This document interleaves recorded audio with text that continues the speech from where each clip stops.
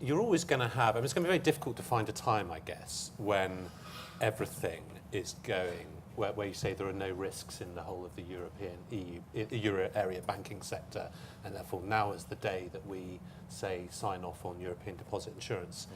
But it's quite clear that in preparation for this, I did Google last night. I put the words Bundesbank Banking Union as my 3 words into Google, and I got exactly what we've just been talking about in this speech made a couple of weeks ago by Mr.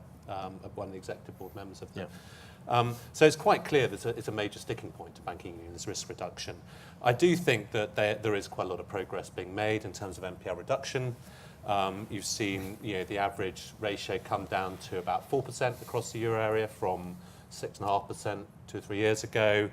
A reduction of about a third in NPLs, something like that over the last 3 years. So the numbers are coming down, and they're coming down relatively quickly, but there are still these challenging areas where it's quite clear until there is further reduction in the legacy issues, we're going to be in this slight intransigent point where some of these fire breaks that maybe could stop another Eurozone crisis are not going to be fully in place and are going to prevent those being in place.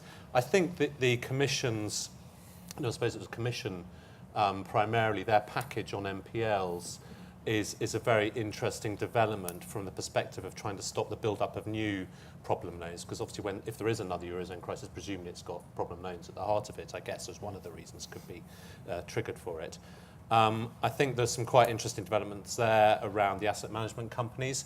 Whether that can be used in some of the extreme cases, I think that's going to be a big challenge in sort of Greece's and Cyprus's of this, whether those would be able to be used, because some of the technicalities around triggering potential state aid, etc., I think is hugely debatable.